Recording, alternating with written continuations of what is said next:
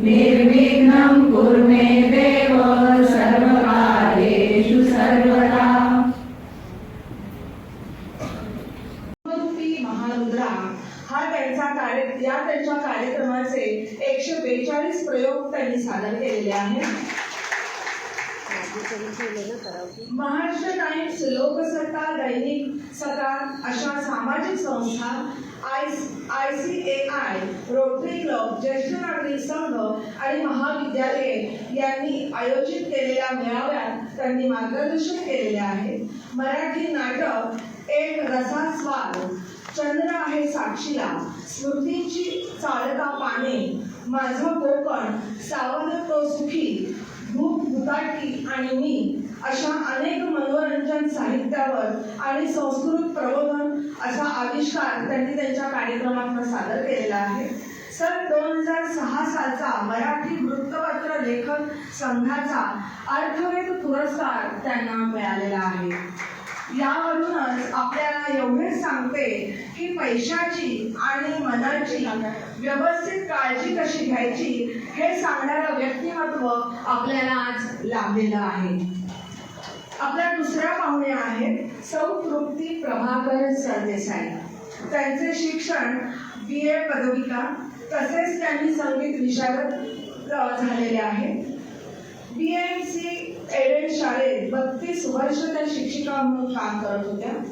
गीत तृप्ती आणि काव्य तृप्ती हा 1.5 तासांचा हिंदी मराठी गाण्यांवर तसेच स्वरचित कवितांवर त्या कार्यक्रम सादर करतात। नियमितपणे त्या लेखनही करतात।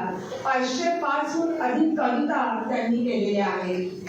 आंतरशालेय स्पर्धा, नाट्य, नृत्य, समूहगीत, पाठांतर स्पर्धा यात पारितोषिका त्यांनी प्राप्त केलेली आहेत। 220 सन्मानपत्र त्यांना मिळालेली आहेत। पाठ्यपुस्तकावर आधारित लिहिलेल्या नाटिकेला महापौरांच्या हस्ते त्यांना पुरस्कारही मिळालेला आहे। काव्य लेखनासाठी मराठी साहित्य मंडळातर्फे द्वितीय आणि विशेष प्रावीण्य क्रमांक त्यांनी मिळवलेला आहे।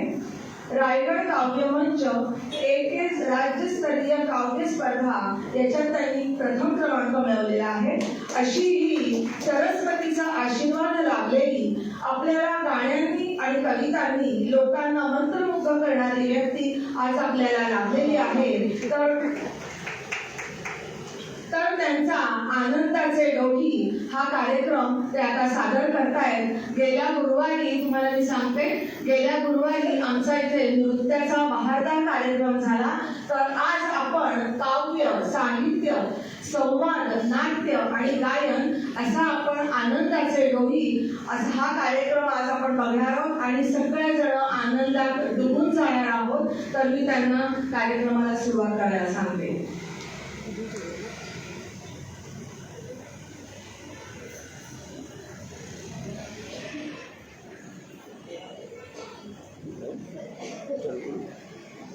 हॅलो,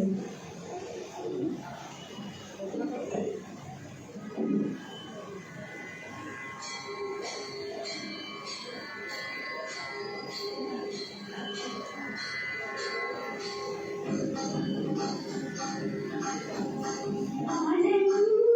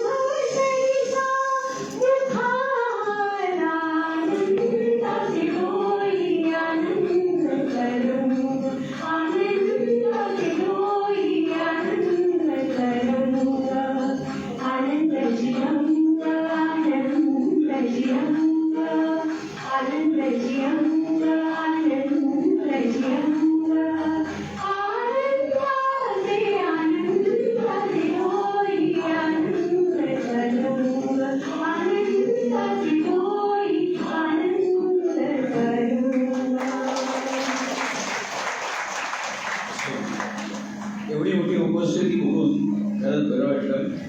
आणि मी म्हणजे इथे नेहमी अशी उपस्थिती असते तुमच्याकडे, पण एखाद्या वेळी जरी कमी उपस्थिती असते ना एखाद्या ठिकाणी, तरी त्याचा देखील वेगळ्या प्रकारे उपयोग करून घेणं हे पुलंसारख्या महान व्यक्तीला जमतं. आपल्याला सगळ्यांना माहिती अरुण दाते काय.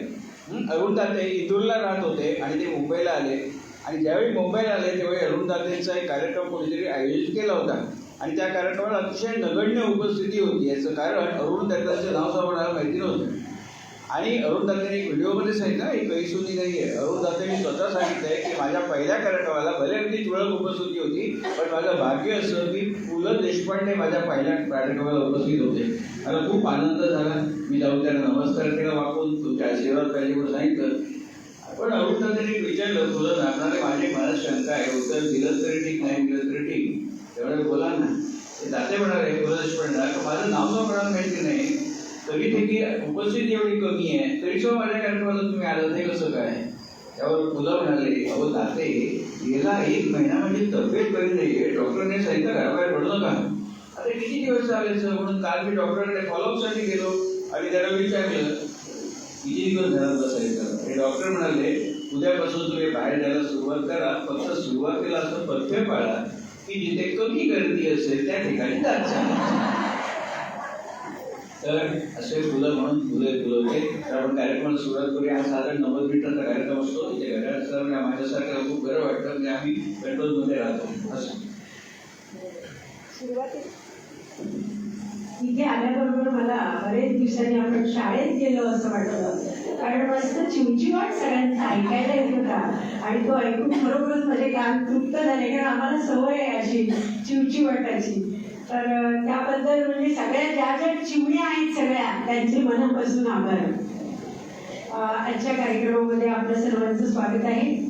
आपल्या सभोवती आनंदाचा डोह भरून राहिलेला असतो आणि या डोहामधला प्रत्येक तरंग हा आनंदाचा असतो, म्हणजे एवढ्या आनंदाचा असतो की हा आनंदच स्वतः आनंदी होऊन गेलेला आहे.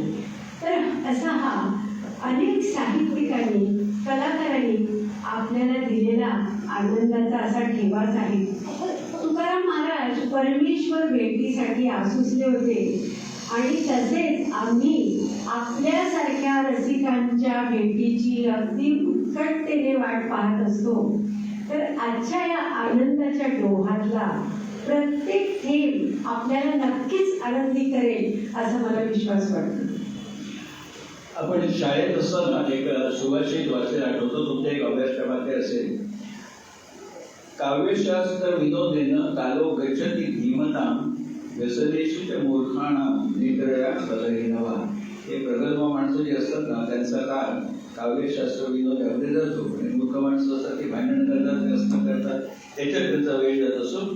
अर्थात आपण सगळे पहिल्या कॅटेगरीची माणसं, प्रश्नच नाही. आणि मी नेहमी ज्यावेळी शेअरबाजारची भाषण करायचं ना, तर मी म्हणायचं की कार्यक्रम यशस्वी कधी व्हायचं, सगळ्या खुर्च्या भरल्या आणि लोक उभे आहेत तेव्हा मी म्हणायचं कार्यक्रम यशस्वी झाला. आणि असं होत असे. आज थोडं उलट झालं की सगळ्या खुर्च्या भरल्या आणि काही मंडळी खाली आता वस्ती उलटणार आहे, कार्यक्रमाचं यशस्वी नक्की झालं, असं खूप बरं वाटतं. तर मला असं वाटतं की आपण भाग्यवान आहोत की आपण महाराष्ट्रामध्ये जन्मलो आणि दिग्गज म्हणाव्याच्या अनेक व्यक्ती आपल्या महाराष्ट्रात होऊन गेल्या आणि सध्या देखील आहेत आणि 1-2 नव्हे कितीतरी मोठ्या संख्येने आहेत.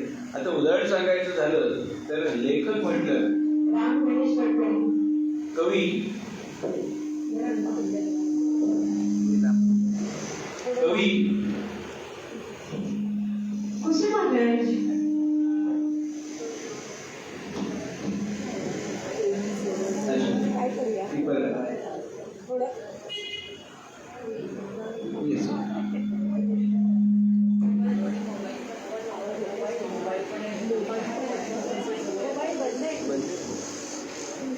नाही बोगस आहे, शिकायला नाही याच्यामध्ये. ठीक आहे.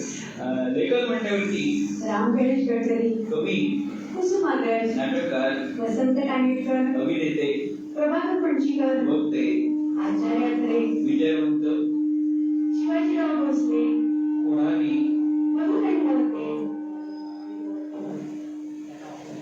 शास्त्रज्ञ, जयंत नारळीकर, खेळाडू, सुनील गावस्कर, नाट्य निर्माते, मोहन वाघ, चित्रपट निर्माते, राजा बनासचे, गायक, लता मंगेशकर, संगीतकार श्रीनिवास काळे आणि अशी शेकडो नररत्न आपल्या महाराष्ट्रात होऊन गेली आणि आता देखील आहेत.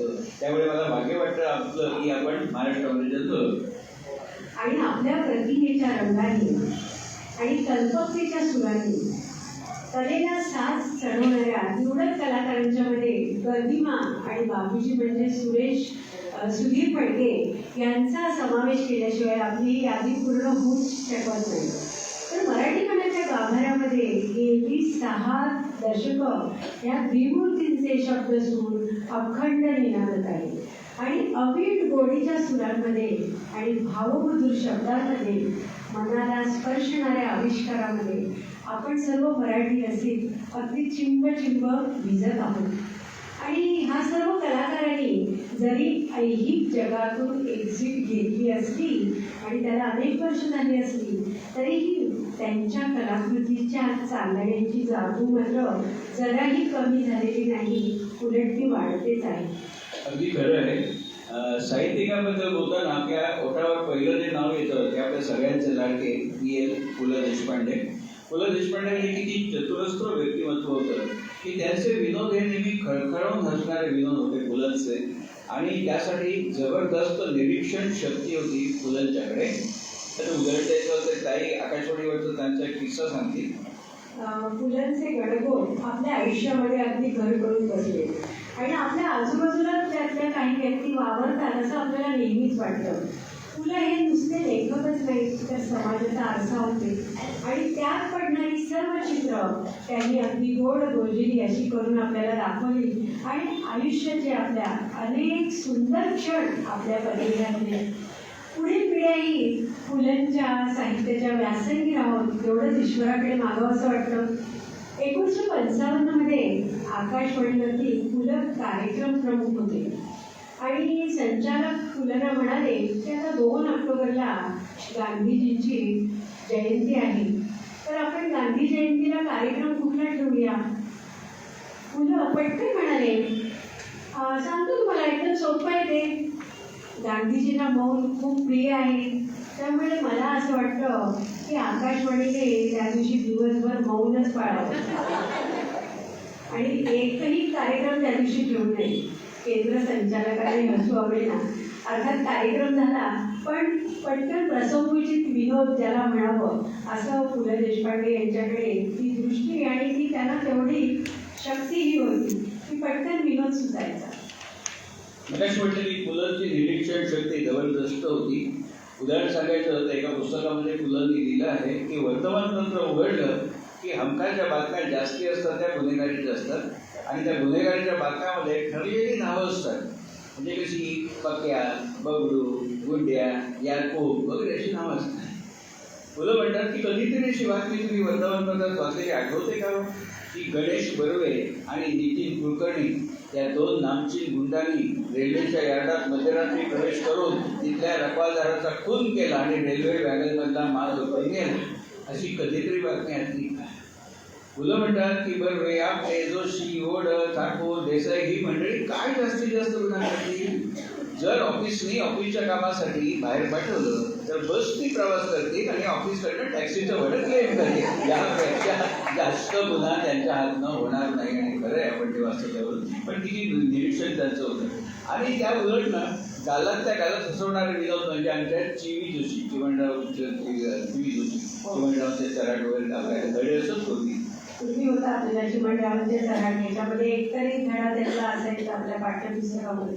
तर चिमणराव आणि गुंड्याभाऊ ही जोडी त्यांनी अगदी अजरावर केली होती. एकदा गुंड्याभाऊ आजारी पडतात आणि डॉक्टर त्यांना सांगतात की तुम्हाला हाय ब्लड प्रेशर आहे, तुम्ही जरा सांभाळून राहा, तुम्ही जिना अजिबात चढू नका पण उतरलात तरी चालेल. आता ह्याच्यामधला विनोद म्हणजे जिना चढलाच नाही तर उतरणार कसा. मी मगाशी म्हटलं ना प्रगल्भ प्रेक्षक म्हणून आम्ही शाळेत असताना हा धडा होता हे वाचलं होतं पण त्यावर या विनोद कळला नव्हता की चढलाच नाही जिथं तर उतरणार कुठे. मग नोकरीत वगैरे लागलो मग कळलं. त्यामुळे अशा प्रगल्भ प्रेक्षकांसाठी हा कार्यक्रम आहे ज्याच्यामध्ये टाईम नाट्य साहित्य संवाद सगळं याच्यामध्ये आहे. आणि त्यांनी उल्लेख केला चिमणरावची मालिका होती ना, मराठी मंडळी देखील चिमणराव मालिका बघत असत. अगदी साऊथ इंडियन्स ऑफिसमध्ये एकदम कल्पत गुंडे भाऊ व त्याच्यात आवडून बघत असत. हे यश होतं आपल्या देवी प्रभावळकर आणि वाय कर्वे वगैरे त्यांचं. आणि दुसरी गोष्ट काय की सगळ्या साहित्यिकांबद्दल या मोठ्या मंडळीबद्दल आपण बोलतो. आचार्य अत्रेंचं एक मी पुस्तक वाचलं होतं, मी कसा झालो. SSCला असं वाचलं होतं, मी कसा झालो. त्यामध्ये आचार्य अत्रेंनी लिहिलं होतं की सोपं लिहिणं हे खूप कठीण असतं आणि कठीण लिहिणं हे खूप सोपं असतं. सोपं बोलणंही खूप कठीण असतं आणि कठीण बोलणंही सोपं असतं. मला कुठेतरी ते भावलं आणि इतकी वर्ष झाली तरी ते वाक्य मेंदूमध्ये कोरलं गेलं आचार्य अत्रेंचं. आणि मला असं वाटतं की या वाक्याचा प्रभाव तुमच्यावरती आहे. कारण शेअर बाजार या विषयावरती लोकसत्तामध्ये तुमचे लेख अगदी सोप्या भाषेमध्ये लिहिलेले असायचे.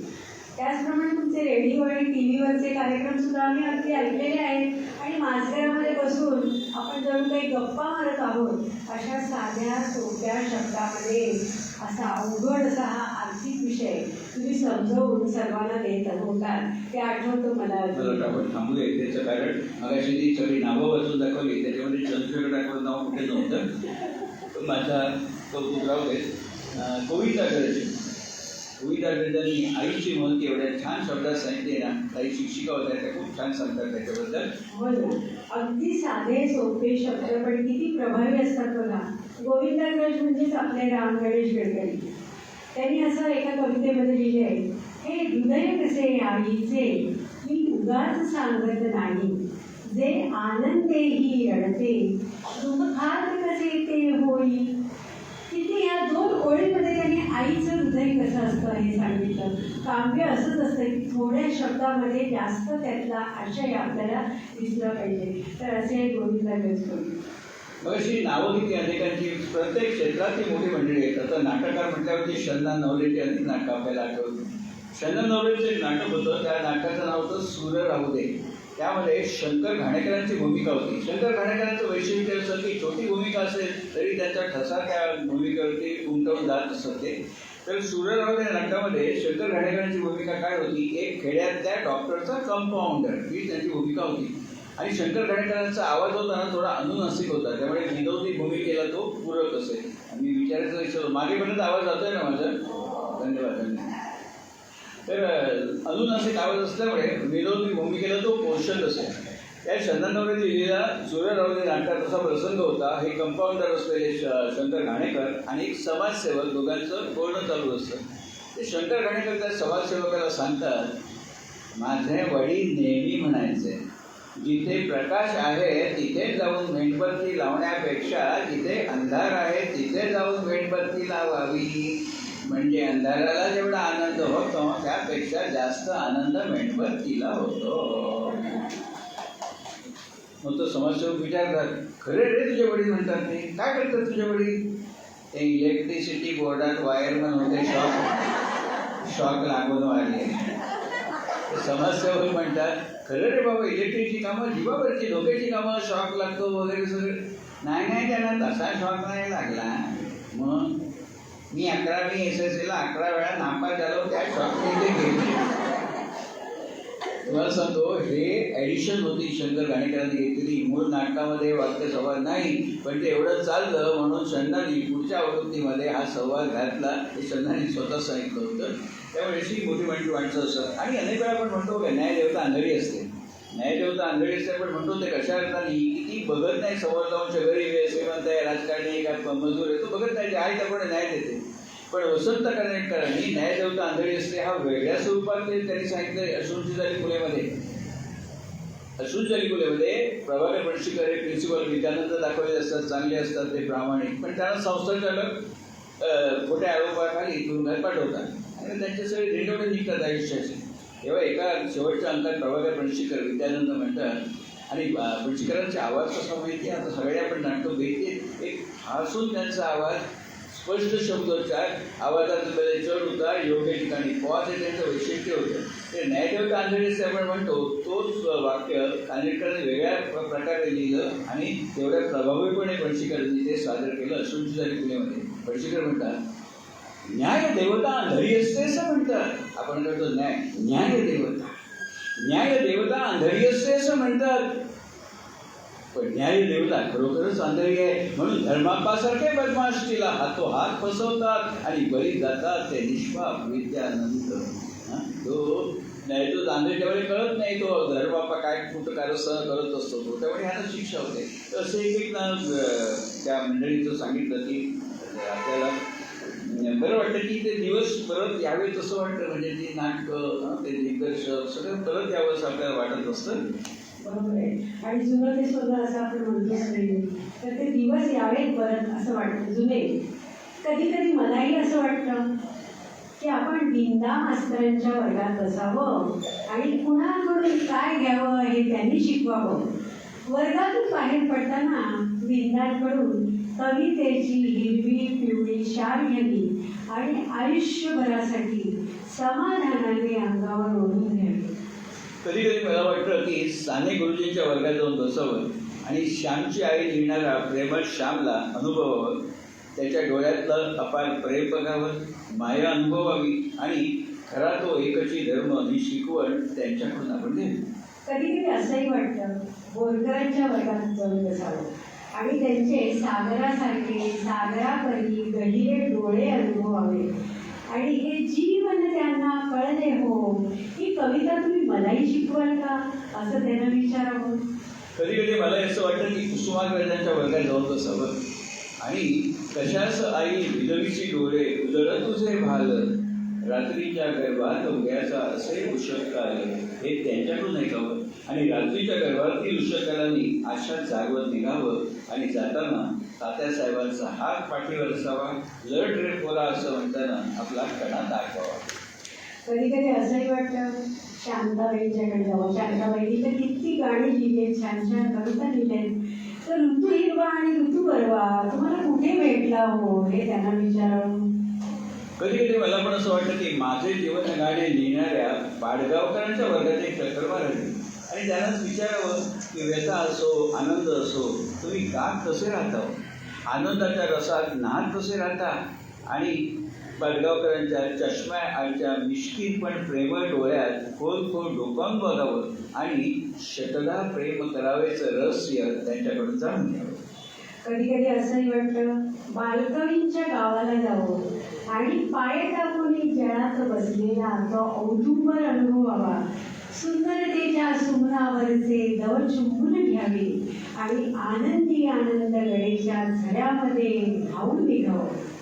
कधी कधी मला वाटतं की सुरेश भटांना गाठावं आणि चांदण्यात फिरताना त्यांच्याशी संवाद साधावा. दुबगून जाता जाता मी अभंग कसा झालो हे त्यांच्याकडून ऐकावं. कधी कधी असंही वाटतं ग्वाल्हेरला जावं आणि धारा तांबे यांना भेटावं, दिवसभर तिथे राहावं, त्यांच्या कवितेतला गोडवा त्यांच्याकडून अनुभवावा, त्यांच्याबरोबर सायंकाळी मावळत्या दिनकराला प्रणाम करावा आणि तिन्ही सांजा हे गीत परत ऐकावं आणि पुन्हा पुन्हा भेटण्याचं वचन द्यावं. तुमच्याही भारत आंबेडकर कितीतरी छान कविता होत्या आणि त्यांच्या कितीतरी कवितांची नंतर गाणी देखील झाली. तर मला वाटतं आता आपण एवढी सगळी मंडळी साहित्यप्रेमी बसतो तर त्यांच्या काही कवितांची एक एक ओळ जर तुम्ही गुणगुण दाखवली तरी आम्हाला आवडेल. अगदी नक्कीच, कारण माझे अगदी आवडते कवी आहेत ते भारत आंबे. त्यांची कवितांची पुष्कळशी गाणी सगळ्यांनाच माहिती आहेत.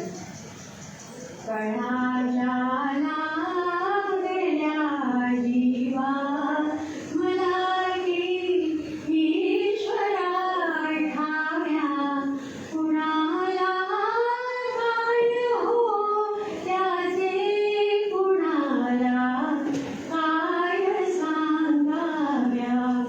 कळाला लागल्या जीवा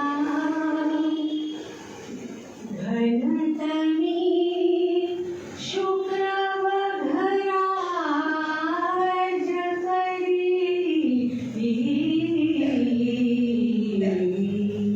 रे चिन्ह मनावा वगजरा तरी घनतनी ते दूध तुझ्या त्या घटातले काधिक गोड वाटेल कडे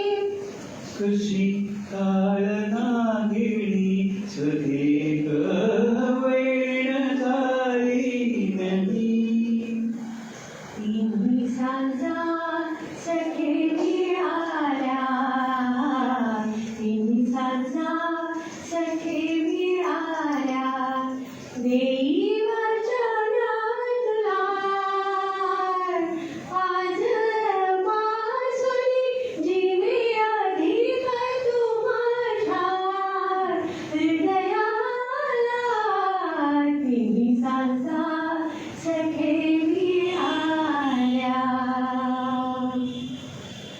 मावळत्या दिनकरा अर्ध्य तुझ जोडुनी दोन्ही करा. मावळत्या दिनकरा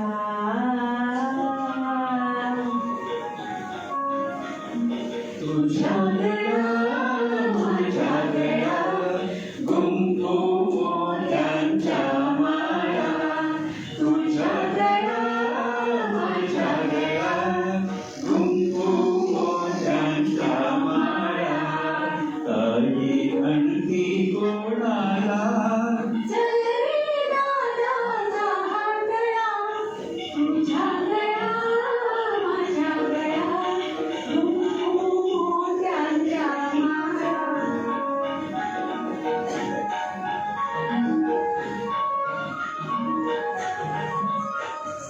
तुझं गठी माझं गठी, आणखी गोप कोणाला. तुझं गठी माझं गठी, आणखी गोप कोणाला. वेड लागले नादाला, वेड लागले नादाला. मला कुणाचे ताईला. तुझ्या गळ्या माझ्या गळ्या गुंफू मोत्यांच्या माळा. तुझं पगडी माझं चिघडी, आणखी शेला कोणाला. तुझं पगडी माझं चिघडी. आणखी शेला कोणाला. दादा सांगू बाबाला, दादा सांगू बाबाला. सांग तिकडच्या स्वारीला. तुझ्या गळ्या माझ्या गळ्या गुंफू मोत्यांच्या माळा.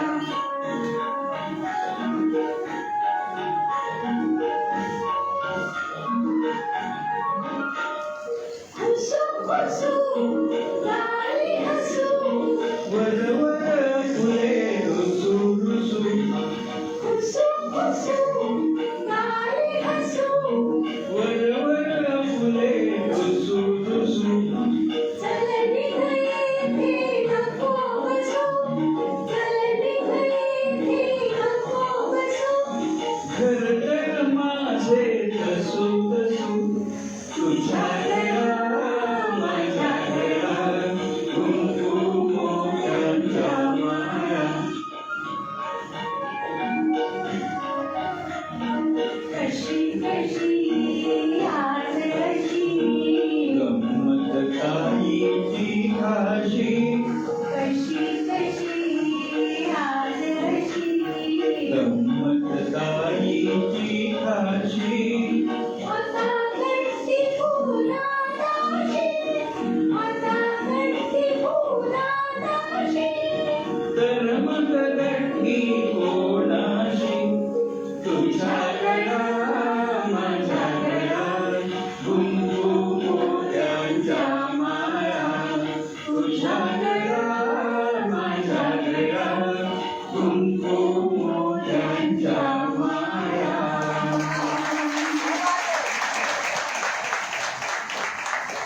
कलाकाराला यापेक्षा आणखी जास्त काय हवं असतं. म्हणजे भारत आंबे यांनी हे गीत बहीण भावांचं प्रेम आणि लटकं भांडण कसं असतं याचं हे गीत, आणि ते अजरामर झालं.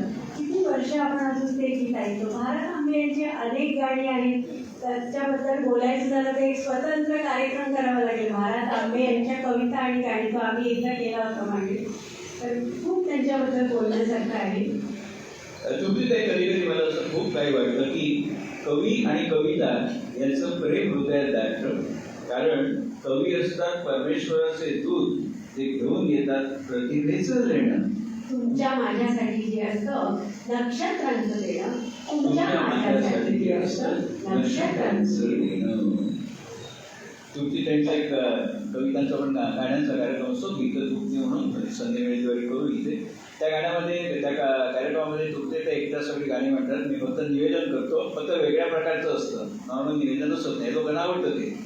त्या दिवशी काय झालं, गेल्या महिन्यामध्ये अपना बाजारचा वाढदिवस होता, 76वा वाढदिवस होता, वर्धापन दिन. तर अपना बाजारनी गाण्याचा कार्यक्रम ठेवला होता. पण अपना बाजारमध्ये काय म्हणाले की तुमचा 1.5 तास नको, मला 1 तासामध्ये करा, कारण आणखी पण कार्यक्रम आहे, त्यामुळे 1 तासात करा. आणि एक करा की निवेदन नका ठेवू, सगळी गाणी म्हणा, म्हणजे 1 तासात जास्तीत जास्त गाणी होती तेवढी आम्हाला ऐकायला मिळतील. म्हटलं हरकत नाही, मागणी त्याचा पुरवठा. पण झालं कसं की त्या कार्यक्रमामध्ये कार्यक्रम छान झाला, मग आम्ही गाणी त्याप्रमाणे मध्ये निवेदन असताना गाण्याची संख्या जवळजवळ तेवढीच झाली. पण झालं असं की त्या कार्यक्रमामध्ये अनेक मंडळी होती की ज्यांनी गीततुक्ती कार्यक्रम ऐकलेला होता आणि ते अनेक वेळा रिपीट येत असत, कारण त्यांना निवेदन पण तेवढंच आवडायचं. तर कार्यक्रम संपल्यावरती मला दोघे विचारायला लागले, तुमचं निवेदन आज नव्हतं, असं काय? आता त्यांना काय सांगू की आयोजकांनी सांगितलं निवेदन करू नका, गाणी ऐकवा. मी त्यांना वेगळंच सांगितलं. अहो म्हटलं कसं आहे की मी हल्ली मंगेश पाडगावकरांची एक चारोळी वाचली. त्या चारोळीवरची मंगेश पाडगावकरांची, मंगेश पाडगावकर लिहितात, प्रेम कधी कुणाचं तराजूमध्ये तोलू नये, प्रेम कधी कुणाचं तराजूमध्ये तोलू नये, कुणी गाणं म्हणत असेल तर आपण तिथे बोलू नये. काय त्यावेळी मला सुचलं, ते भले खरं वाटलं असेल, पण अशी एक मजा असते. आणि आता तुम्ही मंगेश पाडगावकर यांच्याबद्दल बोललात, तर त्यांचा एक असा अनुभव आहे, तो मी वाचला होता की पुणे विद्यापीठामध्ये एकदा साहित्यिक संमेलन होतं आणि त्या संमेलनामध्ये मंगेश पाडगावकर यांना अध्यक्ष म्हणून बोलवलं होतं आणि त्यांची राहण्याची व्यवस्था एका वसतिगृहाच्या निवासस्थानी केलेली होती. तर त्याप्रमाणे मंगेश पाडगावकर तिथे राहिले आणि सकाळी लवकर उठायची त्याला सवय होती, त्यामध्ये लवकर उठले. त्या वसतिगृहाच्या समोर एक छानशी बाग होती छोटीशी. तर त्या बागेमध्ये इतकं सुंदर फूल आलं होतं, मोठं टपोरं, आणि रंगही खूप छान होता. मंगेश पाडगावकरांनी ते फूल पाहिलं आणि त्याने इतका आनंद झाला की किती छान फूल आहे, त्याचा रंग किती छान आहे आणि किती प्रसन्न वाटलं आपल्याला त्याच्याकडे बघून. आणि त्यांचं असं असायचं की स्वतःला झालेला आनंद कोणाबरोबर तरी आपण सांगावा कोणाला तरी, असं त्यांना वाटायचं. तर मी शोधत होते की मला हा इतका आनंद झाला आहे फूल बघून, हे कोणाजवळ सांगावं. तर त्याला एक विद्यार्थी दिसला, तो स्वयंसेवकच होता. त्याला त्यांनी हाक मारली आणि त्याचं बाळ जरा इकडे ये, हे बघ ना फुल किती छान आहे, किती रंग याचा छान आहे. तर फुलाचं नाव काय आहे माहिती का तुला? तो पटकन म्हणाला, सर मला माहीत नाही, मी केमिस्ट्रीचा विद्यार्थी आहे. म्हणजे जरी आता केमिस्ट्रीचा विद्यार्थी असला तरी त्याला थोडीशी रसिकताही हवीच ना. पण तसं झालं नाही तर मंगेश पाडगावकरांनाही वाईट वाटलं की अरे आपला आनंद आता कोणाजवळ आपण व्यक्त करावा. शेवटी त्यांनी दुसरा एका कोणाला गाठलं असेल त्यावेळेला. तर त्याच्या उलट आपले पु ल देशपांडे, फुलांबद्दल पु ल देशपांडे यांनी किती वेगवेगळ्या फुलांबद्दल वेगवेगळी क्रियापदं आणि वेगवेगळी विशेषणं फुलांनी वापरली आहे. आणि म्हणून मग तो फुलं आणि फुलं त्या बाबतीत तृप्तीताई खूप छान सांगतात. तर फुलं हे फुलांचे नाही तर शब्दांचे व्यापारी होते, कारण त्यांनी फुलांच्या विषयी एवढी विशेषणं लिहिली आहेत आणि ती आपल्याला वाचल्यावर ऐकल्यावरती प्रत्येक विशेषण आपल्याला पडतं.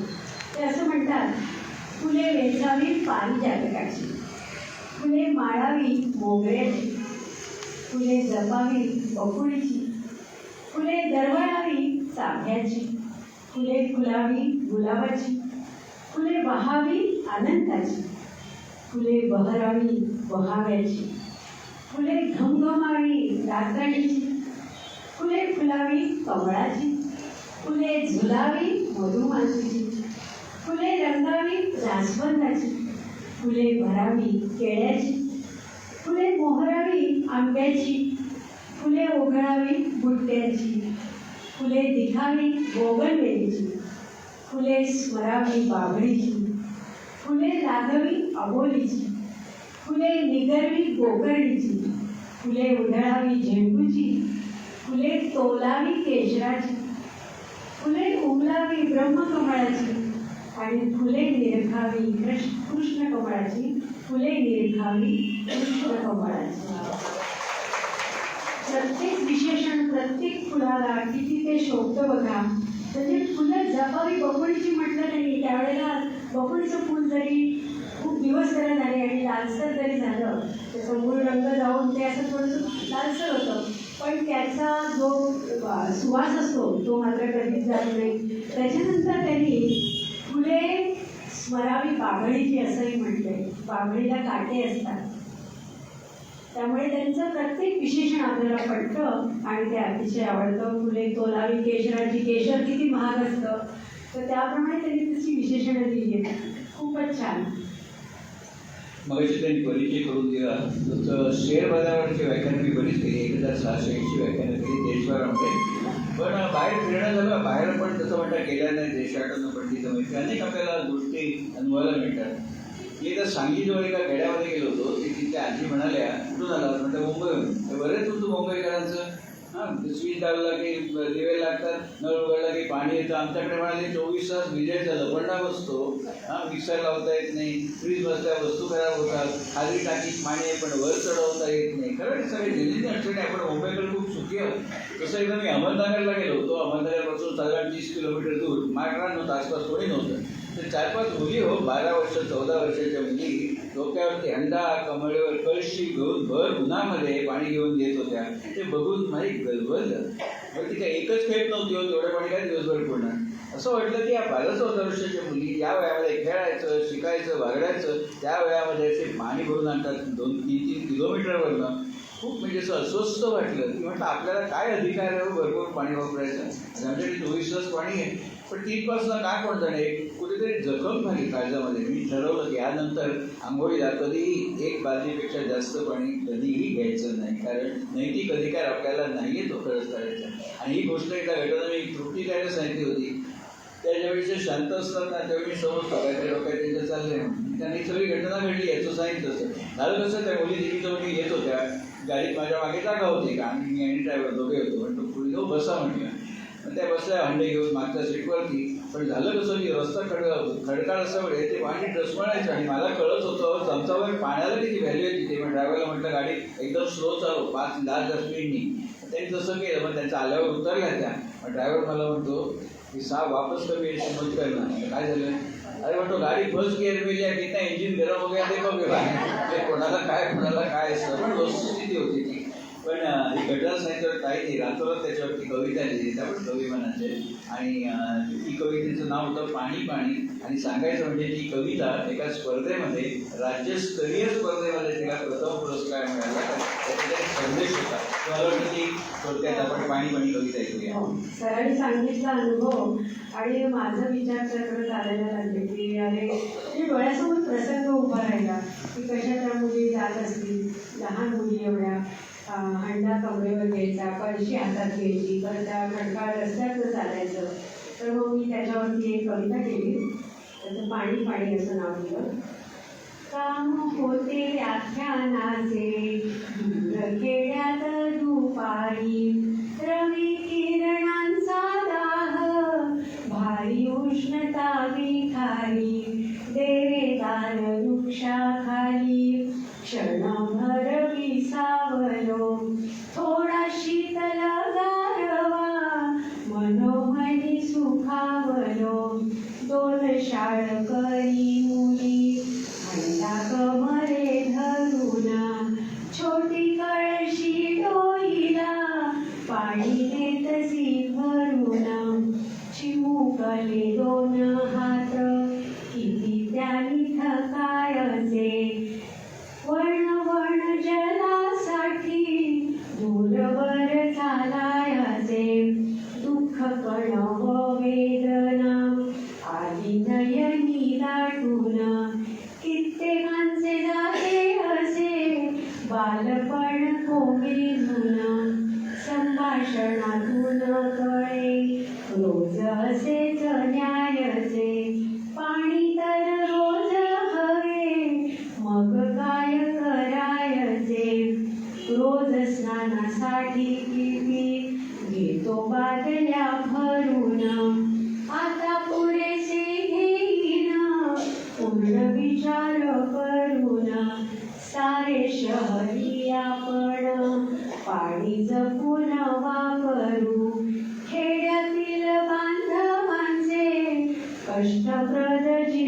स्मरू, खेड्यातील बांधवांचे कष्टप्रद जीवन स्मरू.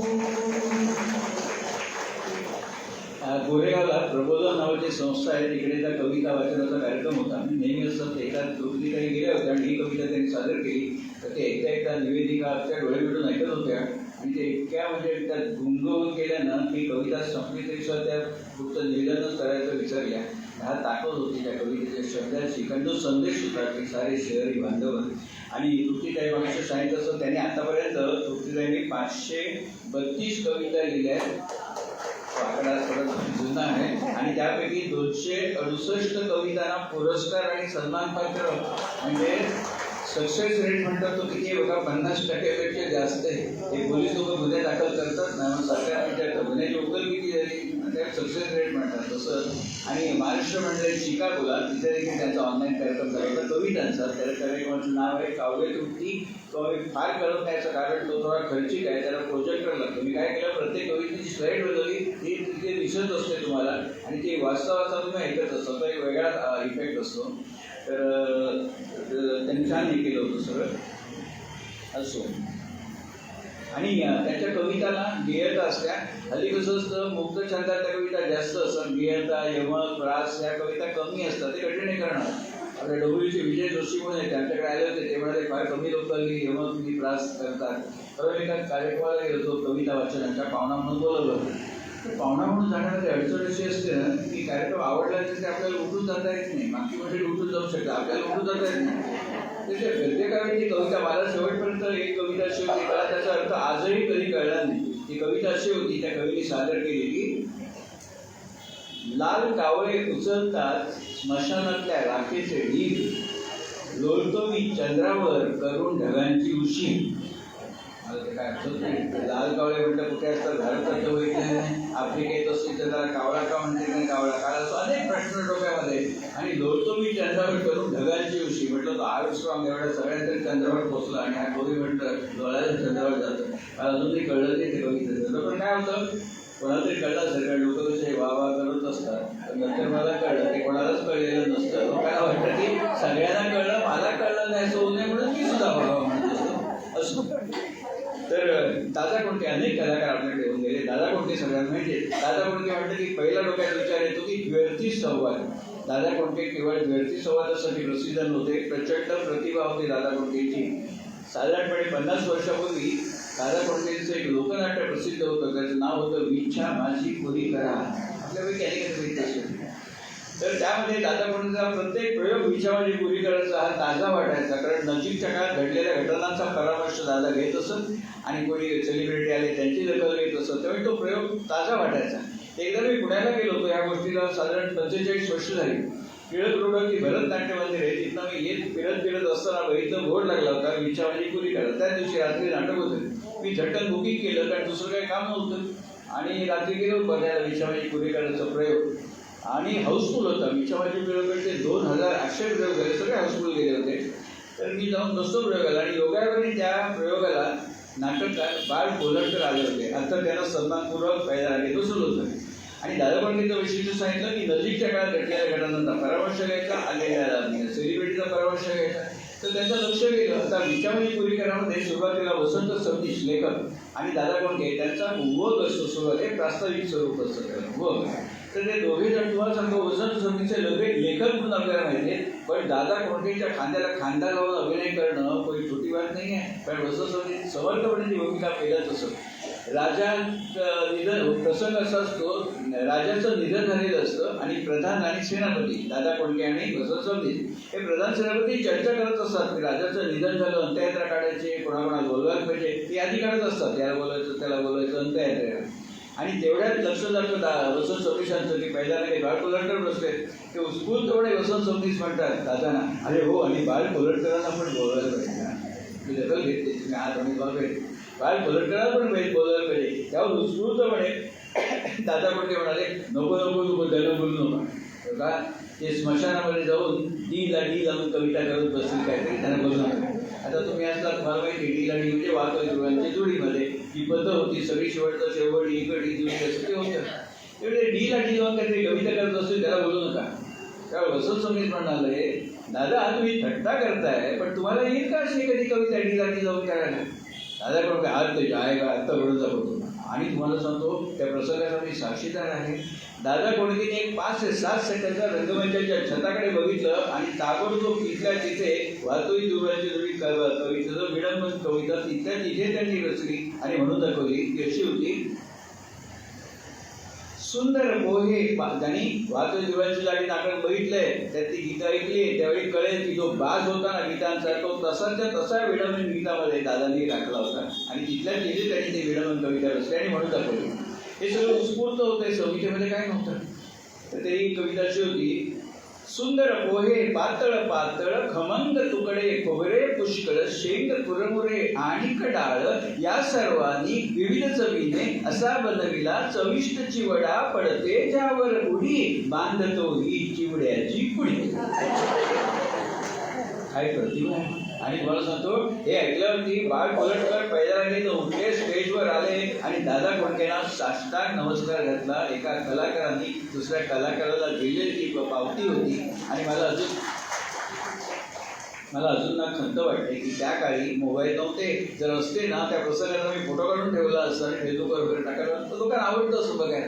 त्यावेळी मोबाईल नव्हते त्यामुळे काही करता आलं नाही. कॅमेरा पण एवढे काही स्वस्त असत नाही त्यावेळी नव्हते. पण दादा कोणते खरंच ग्रेट मनुष्य होते. पूर्वी मोबाईल लँडलाईन काहीच नव्हतं. आपण एकमेकांना पोस्ट कार्डांनी खुशाली कळवायचो आणि टेलिग्राम करायचं झाला तर कधीतरी तार तुटलेली असायची म्हणजे तेही काही जमायचं नाही, तोही मार्ग बंद व्हायचा. आणि पत्र मिळायला कधी कधी आमच्यासारख्या म्हणजे खेडेगावातली पत्र यायला तर 5-5, 6-6 दिवस जायचे. एकदा मी असं वाचलं होतं की बारशाच्या निमंत्रणाचं पत्र वाढदिवसाच्या दिवशी मिळालं होतं. म्हणजे असं सुद्धा पूर्वी व्हायचं. आणि मला अजून आठवतं की मी शाळेतनं जेव्हा घरी यायचे मधल्या सुट्टीमध्ये तेव्हा माझी आई वाट बघत असायची पोस्टमनची. पोस्टमन पत्र आणलं आपल्या भावाचं येते का, बहिणीचं येते का, आईचं येते का, तर ती वाट बघायची. आणि पोस्टमननी पत्र दिल्याबरोबर इतकी त्याच्यावरती सर्वांची उडी पडायची. सगळं मला पहिले वाचायला पाहिजे, मला पहिले वाचायला पाहिजे असं सगळेजण वाचायचे. उत्सुकता असायची त्याच्यामध्ये काय लिहिलंय मामाने, काय लिहिलंय मावशीने. आणि पत्राचं अक्षरशः त्या पारायण व्हायचं. आणि त्या पत्रामध्ये मजकूर इतका पूर्ण भरलेला असायचा की खाली लिहायलाच काही जागा नसायची. तर एकदा आम्ही असं वाचलं त्याच्यात मोनला. मी आईला विचारलं अगं म्हणजे काय गं, मोनला म्हणजे काय. आई म्हणाली अगं त्याला लिहायला जागाच नाही ना म्हणून त्याने लिहिलं मोठ्याला नमस्कार लहानाला आशीर्वाद. असं आहे होय. तर अशा प्रकारे त्यावेळेला ती पत्र यायची.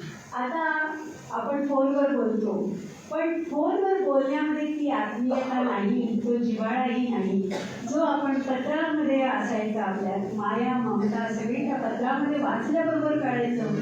तर तसं आता फोनवर आपण संवाद साधतो. मोबाईलमुळे सगळ्या गोष्टी सुलभ झाल्या आहेत, सोप्या झाल्या आहेत, जलद झाल्या आहेत. पण काही वेळेला काय होतं मोबाईलचा अतिरेकही होतो. आणि त्या मोबाईलच्या अतिरेकावरती मी एक विडंबन कविता लिहिली होती. आणि विडंबन कविता लिहिताना नेहमी प्रसिद्ध एखादं काव्य घ्यावं लागतं समोर. कारण सगळ्या लोकांना समजलं पाहिजे आपण म्हटलं हे कुठल्या गाण्याचं विडंबन आहे हे न सांगता समजलं पाहिजे. तर अशा प्रकारचं एक विडंबन गीत मी लिहिलं मोबाईलवरचं. आता मी ती ऐकवणार नाही कविता, तुला ठाकूर सर ऐकवतील आणि अतिशय सुंदर ती कविता म्हणतात ते. अवघाची संसार ह्या चित्रपटामधल्या एका गीतावरती जे वेळ तुझला लागले त्याच्यावरती मी कविता ही केली होती. आपल्या हातामध्ये जो मोबाईल असतो तो मोबाईल सर्वांचा असतो बरोबर आहे. पण ज्याच्या हातामध्ये मोबाईल असतो तो मात्र कोणाचाही नसतो, तो फक्त त्या मोबाईलचा असतो. तर मोबाईलचं वेड ही कविता सादर करते. ह्या कार्यक्रमाचं रेकॉर्डिंग होत आहे. उद्या सकाळी हा यूट्यूबवर जाईल. त्याची लिंक मी मॅडमकडे पाठवेल, ते तुम्हाला पाठवते. म्हणजे कार्यक्रम आवडला तर परत बघता येतो. ती मंडळी येऊ शकली नाही त्यांना बघता येतो. म्हणून मी प्रत्येक कार्यक्रमाचं करतो. त्याला काही खर्च लागत नाही, 1 रुपयाचे खर्च लागत नाही. पण हे सगळं दिलं हो बिलबिट्स नाही, आम्हीच वापरत नाही. कोणी करू शकतो. मी माझ्या संघामध्ये 38 लोकांना शिकवलं. कारण मी नसतो, आता आमचा संघाचा शनिवारी कार्यक्रम होतो, मी नसतो ते रेकॉर्डिंग करून करेल का.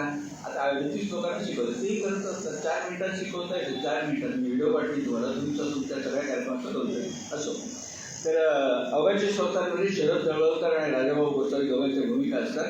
तर ते मी नंतर सांगेन. पुढे मोबाईलबद्दल त्या बोलल्या ना, जे वेड बदला लागले त्याचं विडम मी म्हणून दाखवतो. मूळ कवी गाणं माहिती आहे सगळ्यांना, जे वेड बदला लागले तुझला इथे लागले.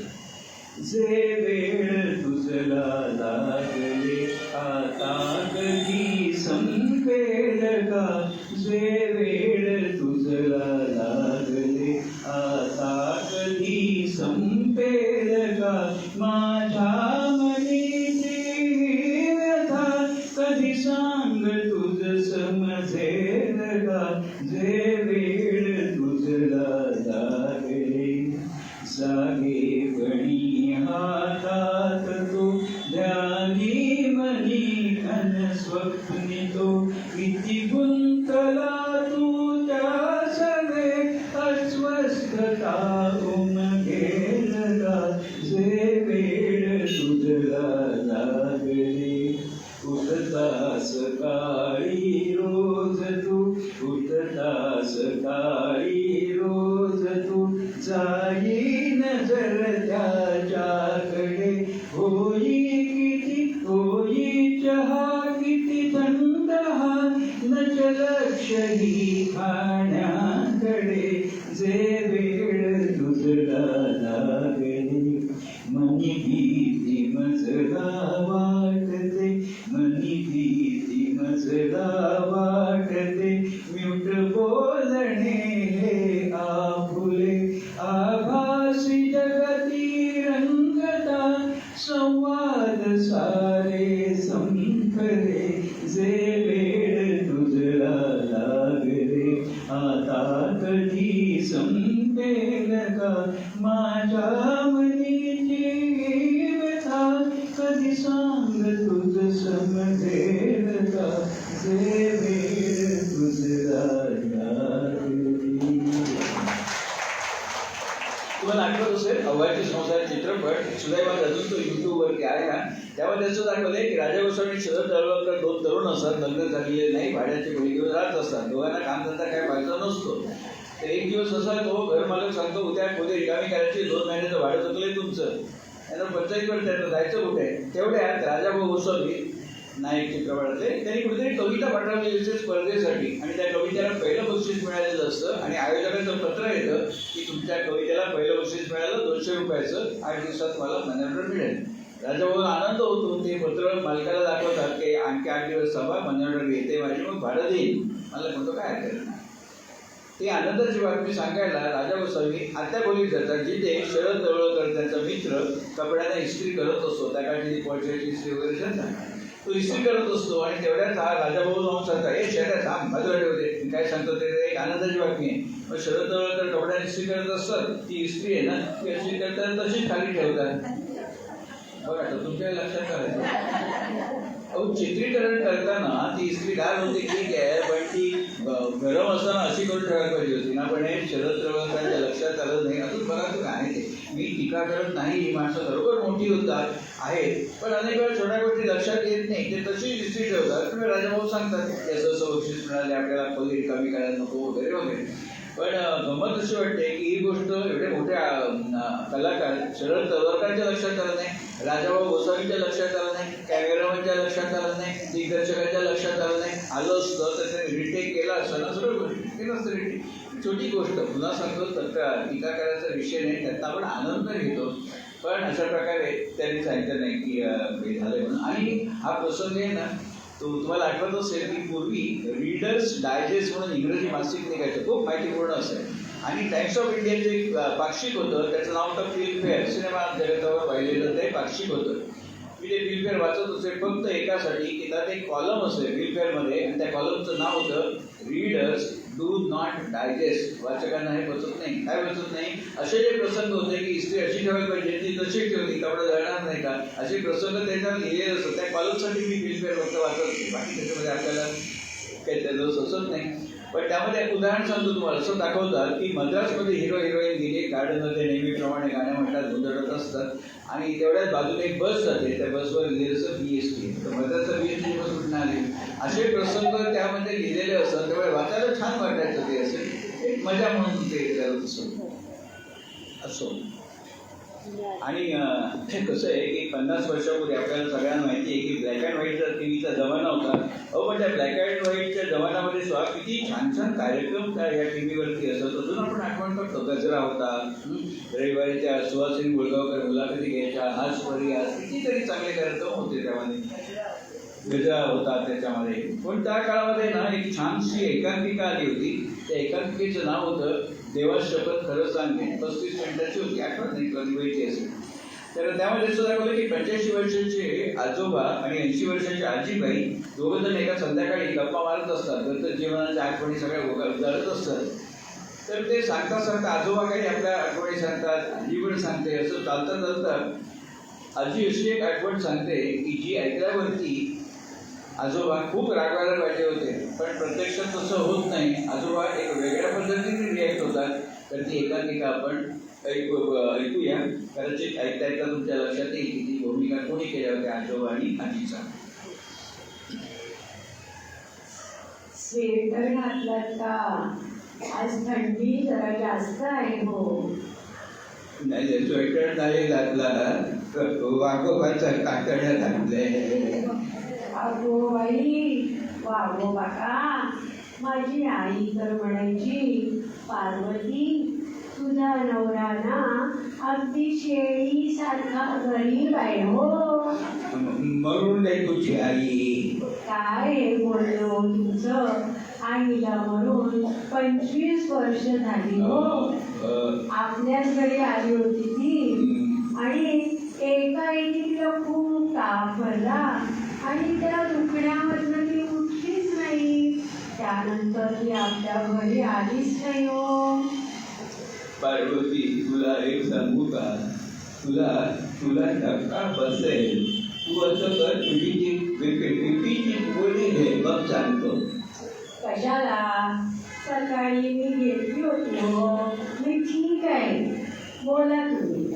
अगं मी सांगतो ते ऐकून तुला गोळीची गरज पडेल. द्या ते भांडे इकडे, आहे गोळी इथे. ही बघा घेतली मी. सांगा आता काय सांगायचं. अगं पार्वती, तुला आठवतं ना, तुझी आई आपल्याकडे आली होती. एका रात्री जेवण झाल्यावरती ओटीवर जाऊन झोपाळ्यावर बसली आणि थोड्या वेळाने भूत भूत म्हणून किंचाळती मानखरात पडत आली. होय हो, आठवतं मला ते. जेवण झाल्यावर झोपाळ्यावर बसली होती आणि झोपाळ्याच्या मागे एक खिडकी होती. कसला तरी आवाज झाला म्हणून तिने खिडकीत पाहिलं तर तिला खिडकीत तेवढं भूत दिसलं. ती एवढी घाबरली आणि भूत भूत म्हणत ती माझ्याकडे आली आणि नंतर आपल्या घरी राहिलीच नाही हो. रात्री ताप भरला आणि तशीच ती दुसऱ्या दिवशी बॅग घेऊन घरी गेली. तुला एक सांगतो पार्वती, ते भूत नव्हतं. अहो म्हणजे काय? तुम्हाला काय माहित? अगं खरं सांगतो, ते भूत नव्हतं. कसं आहे, तुझी आई 1.5 महिना झाला तरी घरी जायचं नाव नाही. म्हणून मी ती युक्ती केली. कसली युक्ती? अगं खेळण्याच्या दुकानात जाऊन भूताचा मुखवटा घेऊन आणि तुझी आई झोपाळ्यावर बसली होती. त्या झोपाळ्याच्या मागच्या पिशवीपाशी जाऊन तो मुखवटा घालून उभा राहिलो. अंगावर आई घोंगडी घेतली आणि थोडासा आवाज केला.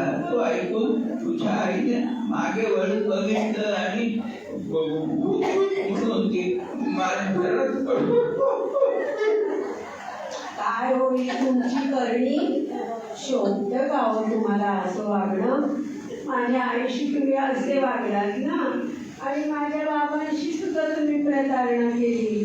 बोलू देणार नाही. तुझ्या बाबांशी मी कसली प्रतारणा केली सांगते ऐका. सांग. बाबा माझे अगदी अखेरच्या टप्प्यामध्ये मृत्यूशी झुंज देत होते हो. त्यांना आपल्या मुलीची म्हणजे माझी सतत काळजी असायची हो. कारण माहिती तुम्हाला असा दारूचा जुगाराचा नाद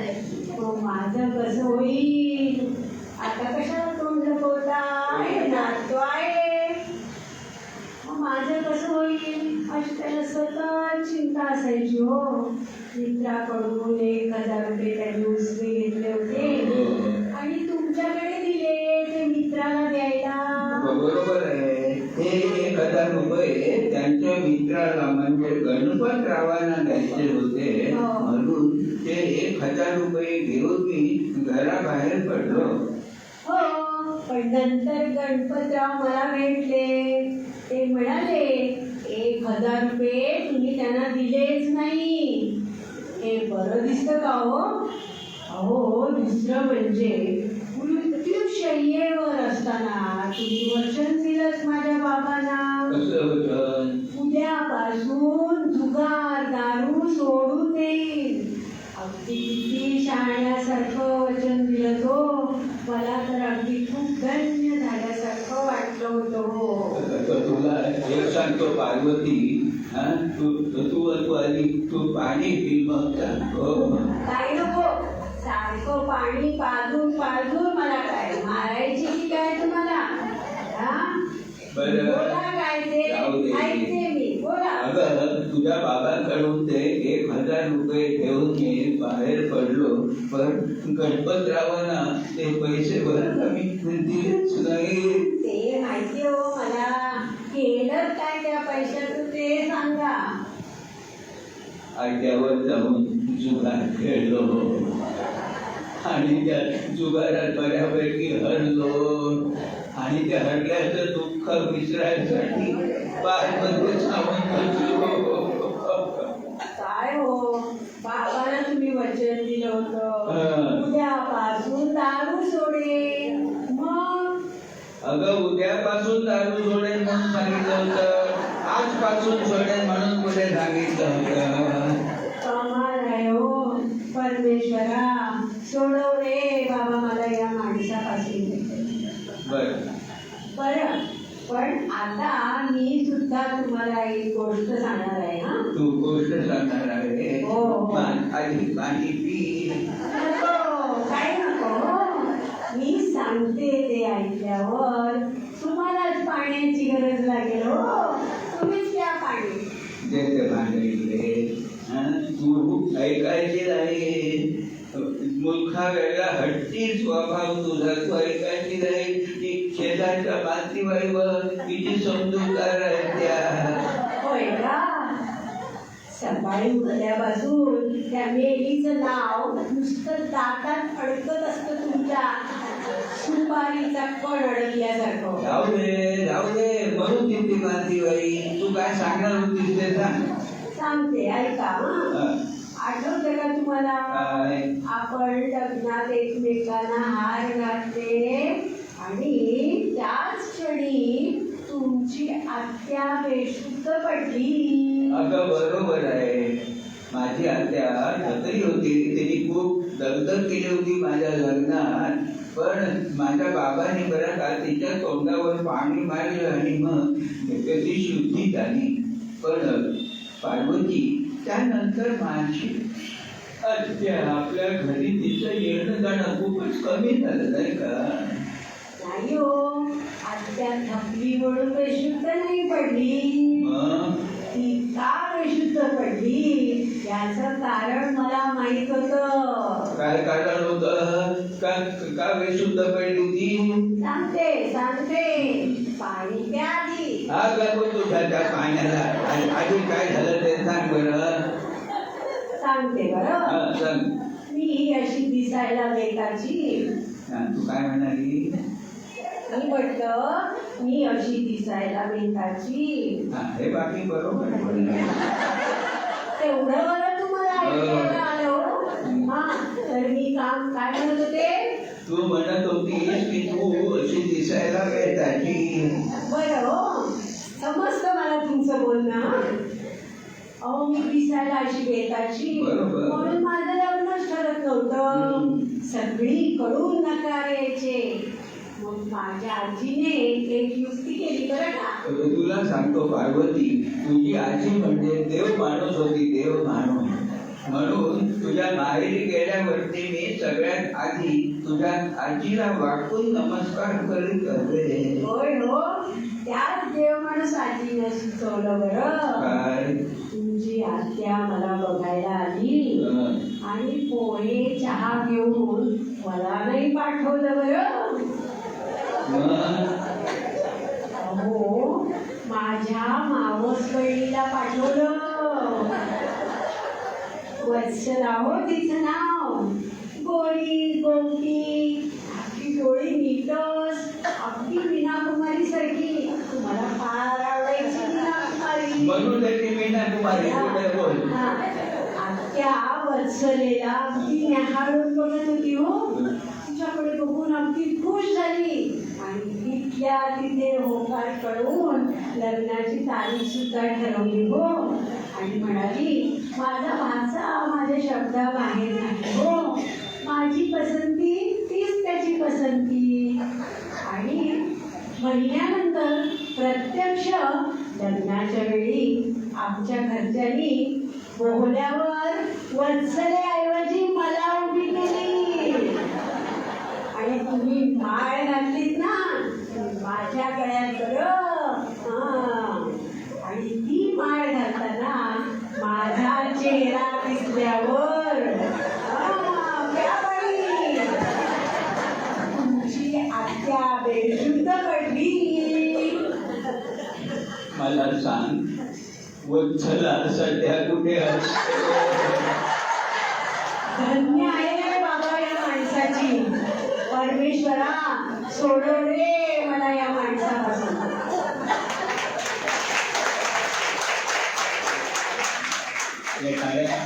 दिलीप प्रभावकर आणि नीना कुलकर्णी त्यांच्यासाठी आहे. दोघंही त्या काळी खूप तरुण होती, पण अक्षरशः 80 वर्षाच्या दोघांचे रोजगारी खूप छानले होते. आणि आपण म्हणतो असं की शेरात सवाशेर, तशा आजीने शेरात सवाशेर म्हणून सिक्सर मारला शेवटी आणि आजोबांना निवृत्त केलं. तर शेरात सवाशेर म्हणी आहे तसं तोटी त्यांची एक आजी होती. ती नेहमी ना म्हणीमध्ये जास्तीत जास्त बोलत असे. आम्ही दोघं एकाच गावचे, त्यामुळे मला माहिती. तर मला वाटतं त्या आजीच्या बद्दलचा किस्सा खूप चांगला होईल ऐकायला. अगदी खरं आहे तुम्ही म्हणताय ते. माझी आजी कोणतंही वाक्य बोलताना म्हणीचा वापर करायची आणि खूप गंमत वाटायची तिच्याकडनं त्या म्हणी ऐकताना. अर्थ काढायचा नाही कधी कधी, मग मी तिला अर्थ विचारायचे. पण अर्थाचं उत्तर देताना सुद्धा ती परत एक म्हण वापरायची आणि उत्तर द्यायची. एकदा माझा मामा चष्मा शोधत होता. चष्मा त्याने डोक्यावर ठेवला होता आणि आजी म्हणाली, काय रे काय शोधतोस? चष्मा. अरे गळ्यात गळसोळी आणि गावात बोल, तो काय डोक्यावर आहे. आणि तिला अर्थ विचारला की अगं याचा अर्थ काय या म्हणीचा? म्हणाली, काय नाही ग, काकेत कळसा आणि गावाला वळसा. आताही त्या म्हणी आठवल्या की आजीची मला खूप आठवण येते आणि त्या म्हणी सगळ्या आठवतात. तर अशीच एक म्हणी वापरणारी शिक्षिका तिच्या मुलाशी म्हणीच्या भाषेमध्येच बोलत असेल. आता ते कसं ते आपण नाट्यचेटीच्या रूपामध्ये पाहूया. नाट्यचेटीचं नाव आहे तुम्हाला म्हणून सांगते. म्हणजे ती शिक्षिका आपल्या मुलाशी कशी बोलत होती ते म्हणीच्या भाषेतच. अभ्यासाला मुलगा बसलेला आहे आणि शिक्षिका त्याच्याशी बोलते. म्हणजे त्याची आई त्या मुलाशी, आत्ता अभ्यासाला बसतोस?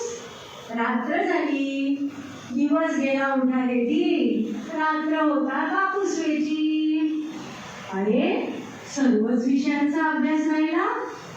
अरे काय रे, आधी एक विषय पूर्ण कर, नाही तर आहेच एक ना धड भारावर चिंत्या. अरे किती वेळा सांगायचं तुला रे, पंढरी फुंकली सोनारे, इकडून तिकडे गेले वारे. सर्व लोकांना असं वाटतं की आई शिक्षिका आहे म्हणजे मुलगा अगदी खाण तशी माती असेल. पण कशात काय आणि फाटक्यात काय हो? तुला नेहमी सांगते आई, काय अडत असेल तर विचार मला, पण तुझा आपला लग्नाचा पाडा.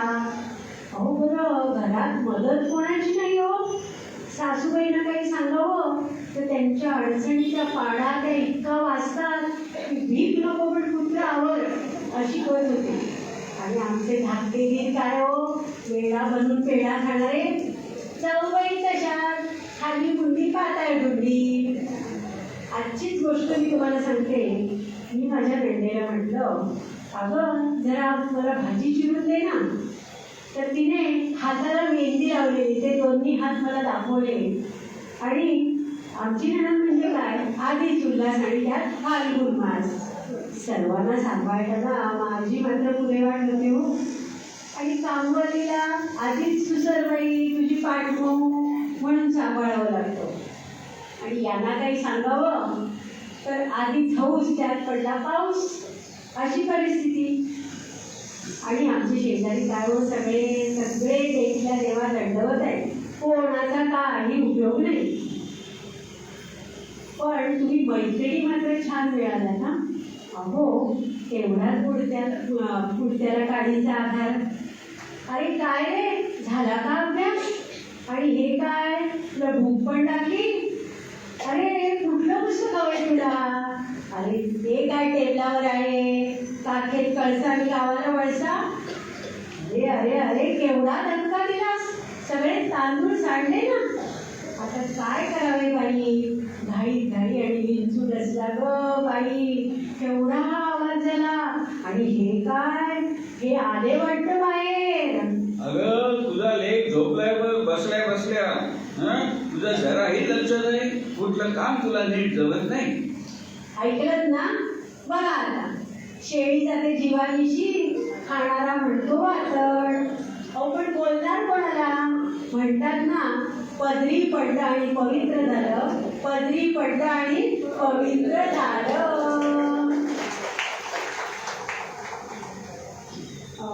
आता तुम्हाला मला एक असं विचारायचं आहे की आपले सर्व कार्यक्रम, म्हणजे तुम्ही अगदी आर्थिक विषय असो किंवा धर्ममुखीचे कार्यक्रम असो, ते सगळे अगदी 90 मिनिटाचे असं लिहिलेलं असतं पोस्टरवर, 90 मिनिटाचा कार्यक्रम.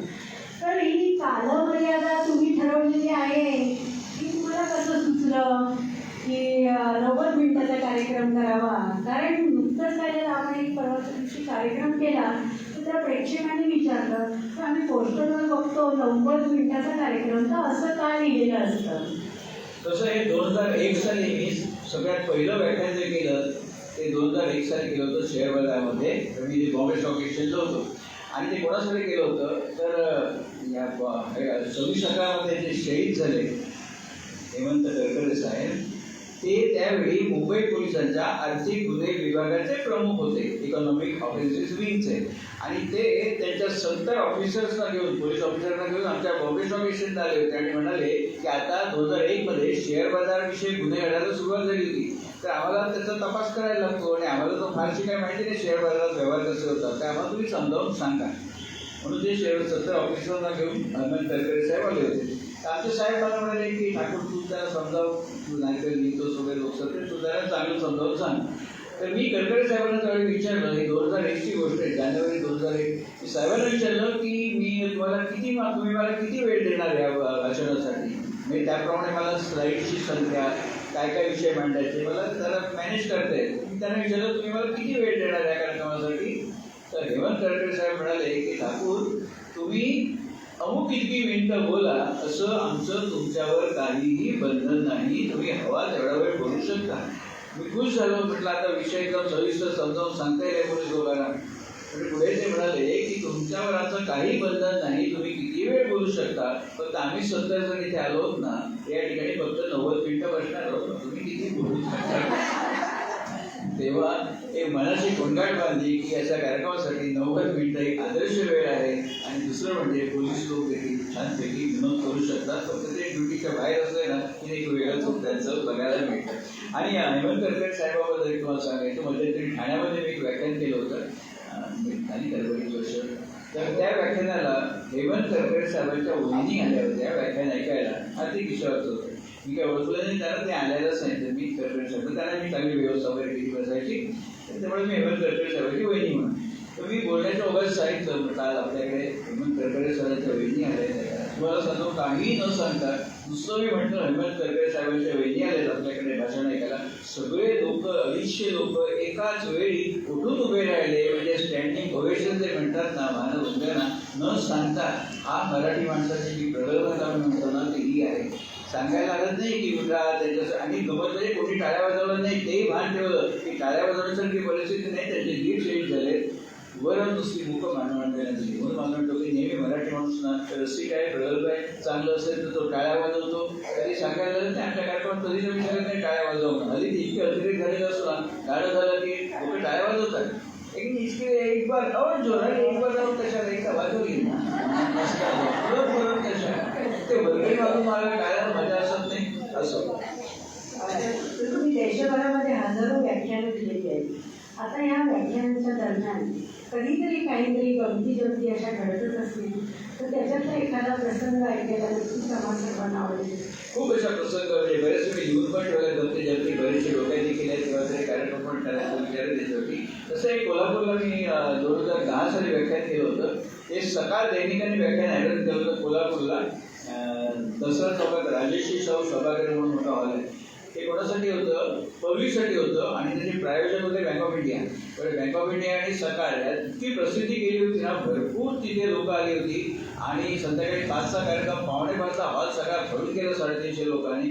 तरी लोक येत होते. मग शेवटी सकाळी आवाहन केलं की जरा पुढच्या पुढे सरकवून घ्या. मग शेवटची रांग आणि भिंत याच्यामध्ये लोक उभे राहिली. तरी ती लोक येत आहेत. मग पुढच्या दरवाजाने पोडियमपर्यंत लोक आली. मी आता कार्यक्रम सुरू करायचा पण प्रायोजक बँक ऑफ इंडियाचे जनरल मॅनेजर यायचे होते, ते आले नव्हते. म्हणून मी जरा हॉलच्या बाहेर गॅलरी जाऊन उभा राहिलो आणि वाट बघत होतो बँकेची गाडी कधी येते. बँकेची गाडी दिसली. आता म्हटलं ते 1 मिनिटात वर येतील, कार्यक्रम सुरू करू. आणि बघतो ते त्या दरवाजापासून पोडियमपर्यंत इतकी खचून रेल्वेच्या सेकंड क्लाससारखी गर्दी होती. तर मी काही महिला होत्या उभ्या. तर मी एक महिलेला म्हटलं ताई जरा मला हात जाऊ दे भाऊ. तुम्हाला तो त्या बाई माझ्या अंगावर एवढ्या खेकस मला म्हणायला आज भूमी शिरायला जागा नाही आज पुढे जाते. पण मला राग नाही आला, मला हसायला मी सांगितलं ताई एक सांगू का, मी जर आज नाही गेलो ना तर कार्यक्रम नाही होत सर्व. त्याने काही ओळखलं नव्हतं हा वक्ता वगैरे काय ते, पण मी गेलो तर कार्यक्रम सुरू होणार नाही. मग त्यांनी मला जागा करून दिली आणि मग मी पुढेच्या दिशेने गेलो. हातात माईक घेतला तेव्हा त्यांना कळलं की हातचा वक्ता आहे म्हणून. आणि माझी नेमकं बघितलं ते इतक्या खचित झाल्या होत्या. म्हटलं ताई मला काही वाटलं नाही, मला आनंद झाला. कारण तुम्ही कसं ओळखणार नाही का, मी तर पुढचं नव्हे ना. पण अशी एक मजा होती ती काही याची गर्दी होती ना. म्हणून मी म्हणतो की अशी माणसं उभी राहिली ना काय म्हणतो कार्यक्रम यशस्वी झाला असो. काय आणि काय होतं आता हे गणपतीचे कार्यक्रम करतो तुम्ही लोक येतात असं नव्हतं. 2000 साली मी कार्यक्रम करायला सुरुवात केली. तोपर्यंत शेअर बाजार, म्युच्युअल फंड, कॅशलेस याच्यावर बोलत असे. आणि 2000 साली ज्यावेळी लॉकडाऊन सुरू झाला आणि माझी व्याख्यानं बंद झाली, मग मी कार्यक्रम सुरू केले. करमणूक दिली, कोणी बोलवत नव्हतं. आता शहरात त्यांनी परत बोलवलं. अनेक ठिकाणी 5-5, 6-6 वेळा बोलवतात वेगवेगळ्या कार्यक्रमासाठी. पण त्यावेळी कोणी बोलवत नव्हतं कारण त्यांना वाटायचं शिक्का बसला होता चंद्रशेखर आठवडे शेअर बाजार. त्यावेळी हा कार्यक्रम काय करणार म्हणून कोणी नाही म्हणत नसेल. ज्येष्ठ नागरिक संघ ते सांगत हा आम्ही तुम्हाला बोलवू. आमच्याकडे वर्धापन दिन असतो त्यावेळी मला बोलू किंवा आमच्याकडे ना व्याख्यान मला असतं त्यावेळी तुमचं व्याख्यान ठेवू. तेव्हा मला समजायचं मी काही बोलवणार नाही. तसंच व्हायचं. आता त्या फेजमधनं बाहेर पडलो ती गोष्ट वेगळी. तर हा शिक्का बसलेला असतो. तसा रत्नाकर मंजुळींच्या शिक्का काय गुढ करतात आणि गुढ कादंबरी लिहिणारे रत्नाकर मंत्री. पण त्यांनी पण एक छान हलकी फुलकी कविता लिहिली आहे. अनेकांना तुमच्याकडे ती माहिती देखील असेल. काही ती कविता छान म्हणून दाखवतात रत्नाकर मंत्रीची. आपल्याकडे इथे शिक्षिका असतील कोणी तर त्यांना माहिती आहे ट्रेनिंगच्या वेळेला आम्हाला अच्युत परब आणि सोमनाथ परब आणि अच्युत ठाकूर यांच्यामधलं कोणीतरी येऊन कविता वगैरे घेतली असं शिकवायचे. गाणी कविता ही मुलांकडनं करून घ्यायची. तर रत्नाकर मंत्रेंची कविता आहे हे मला नंतर कळलं कारण मी विचारलं बऱ्याच जणांना कविता कोणी लिहिली खूप छान आहे पण कोणाला सांगता येईल. शेवटी मी शोध घेतलाच त्याचा आणि रत्नाकर मंत्रेंची कविता आहे आणि अगदी आश्चर्यही वाटलं की गुढकथा लिहिणारे इतकी छान कविता कशी लिहू शकतात. तर ती कविता मी सादर करते. बऱ्याचशा शिक्षिका असतील त्यांना नक्कीच आठवण येईल. स्वर्गात आकाश गंगा गंगेला सोनेरी घाट घाटाला पैऱ्या 100 झाला आनंद आणि बहार. स्वर्गात आकाश गंगा गंगेला सोनेरी घाट घाटाला पैऱ्या 100 झाला आनंद आणि बहार. घाटाशी लाविला एक स्वर्गीय कल्पतरू. घाटाशी लाविला एक स्वर्गीय कल्पतरू. तरूला फांद्या 100 तरूला फांद्या 100 झाला आनंद आली बहार तरुच्या फांदीवर फुले फुलती नक्षत्राची तरुच्या फांदीवर फुले फुलती नक्षत्राची फुलाला पाकळ्या शंभर फुलाला पाकळ्या शंभर झाला आनंद आली बहार झाला आनंद आली बहार सुटलं वार जोरात फुलं विखुरली पाण्यात सुटलं वार जोरात फुलं विखुरली पाण्यात तरंग उठले शंभर तरंग उठले शंभर झाला आनंद आली बहार झाला आनंद आली बहार गंगेला आला पूर अहो पुराचं पाणी चढलं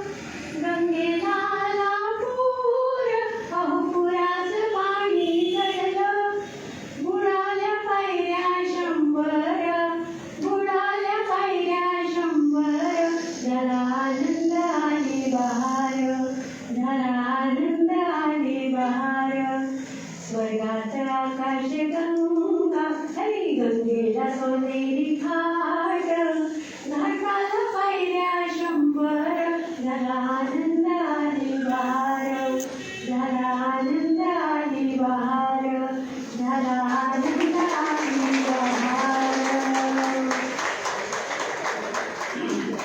खोप्यामध्ये खोपा सुगरणीचं चांगलं म्हटलं की बहिणाबाई डोळ्यासमोर येतात. बहिणाबाईच्या बऱ्याचशा कविता या 8 अक्षरं 8 अशा असतात. तर खोप्यामध्ये खोपा त्या चालीवरती चौथीने पण एक छान कविता लिहिली आहे रंगवेळ पहाटेची ती आपण त्यांच्याकडूनच ऐकूया. बहिणाबाईंच्या कवितांचं तर बहिणाबाईंचे एक विद्यापीठच आहे भरपूर कविता त्यांनी लिहिल्या आणि सगळ्या आशयपूर्ण आणि अहिराणी भाषेमधल्या मुख्य म्हणजे सगळ्या समाजाचं त्याच्यामध्ये वर्णन असायचं शेतकरी त्या असल्यामुळे शेत निसर्ग याचं वर्णन त्याच्यामध्ये असायचं. तर त्यांच्यापासून प्रेरणा घेऊन अनेकांनी कविता लिहिल्या अष्टाक्षरी तर मलाही ते लिहावीशी वाटली अष्टाक्षरी. तर रम्यवेळ पहाटेची खेड्यामधलं दृश्य आहे पहाटेचं तर त्याच्यावरती कविता लिहिली.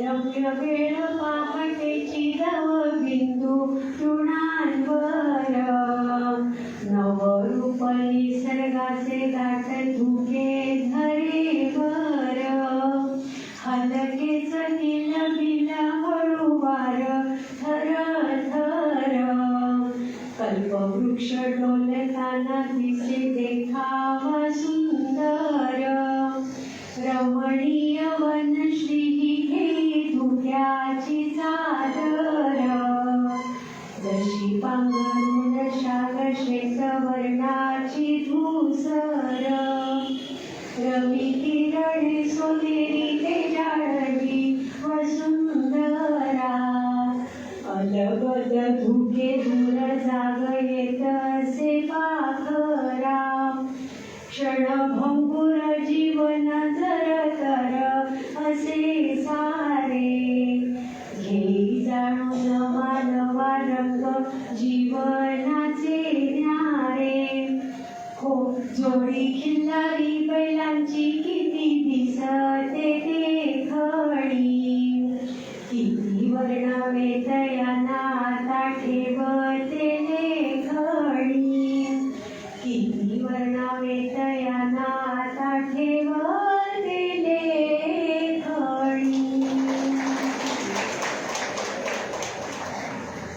त्यांनी आता तो समारोप केला ना किती वर्णावे आता ठेवते लेखणी त्याच्या गीतं तुमचे 98 कार्यक्रम झाले 98 कार्यक्रमात तुम्ही निवेदन केलं पण या कार्यक्रमादरम्यान बरंचसं शिकलो त्यांच्याकडनं जसं आता त्या म्हणतात ठेवते लेखणी मी कोर रिलेट केलं प्रोफेसर चित्रपट होता शम्मी कपूर त्यामध्ये गाणं होतं बघा आवाज देंगे हमें तुम बुलाओ मोहब्बत में इतना न हमको सताओ आवाज देंगे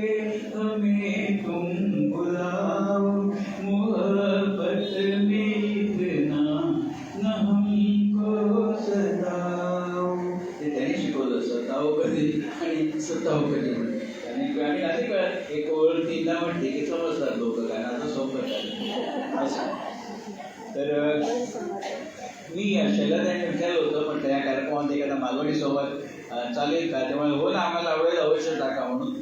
तर मालवणी कसं आहे, आपल्याला बोलता आलं नसलं ना तर आपण समजू शकतो, त्यातला आस्वाद घेऊ शकतो, आनंद घेऊ शकतो. आणि मच्छिंद्र कांबळे त्यांना हे श्रेय जातं. मालवणीला प्रतिष्ठा मिळवली तरी आमच्या मच्छिंद्र कांबळेंनी. तर त्यांचं एक छान नाटक होतं बघा, पांडवो इलोय इलो, त्यातलं एक छोटासा संवाद आम्ही म्हणून दाखवतो.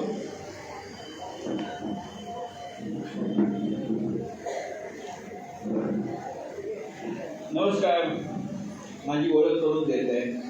मी तात्या भागोजी सावंत, रिटायर्ड जमादार, मुंबई महानगरपालिका पाणी खाते.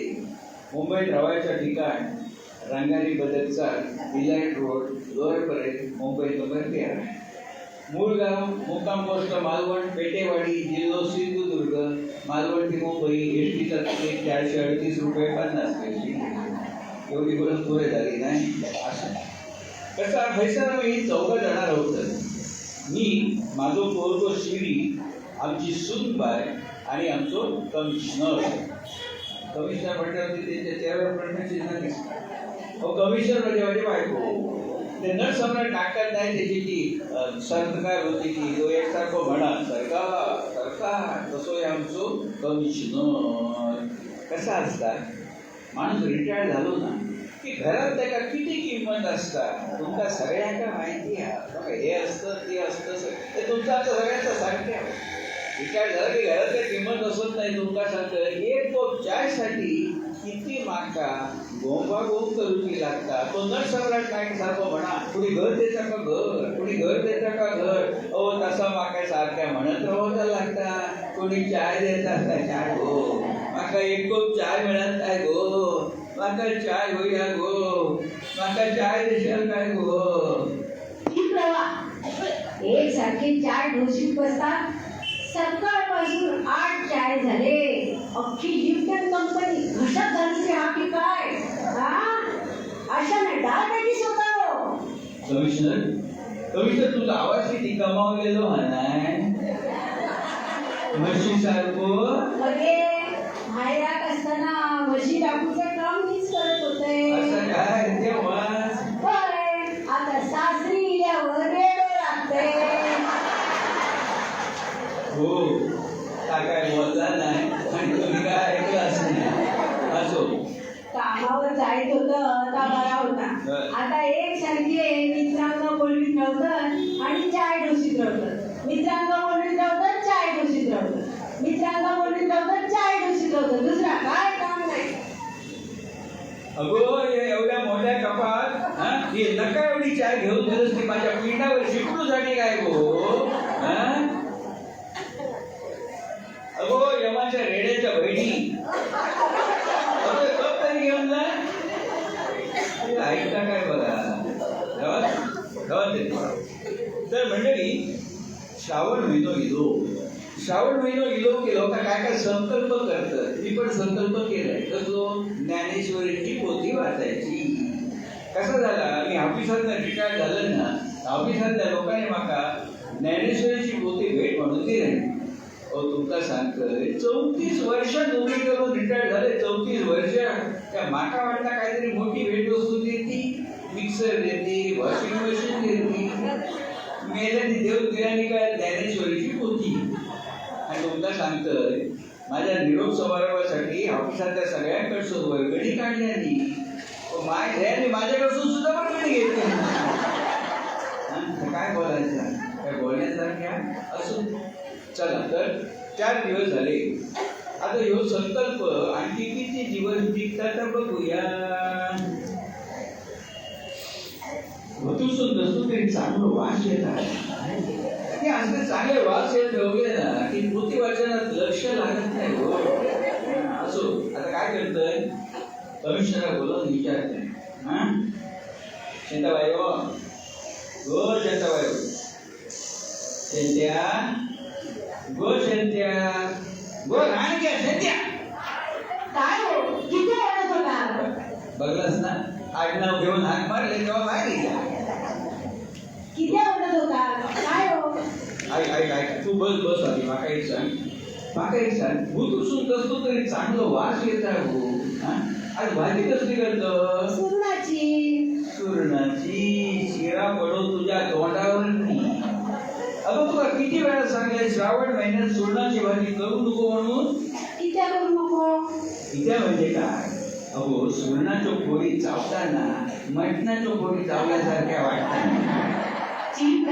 काय वाचतं का वाचा? वाचतंय वाचतंय वाचतंय. तू पण ऐकत बसा, तेवढं पुण्य तुझ्या पदरात पडतला. बसतंय ऐकतंय. होय होय.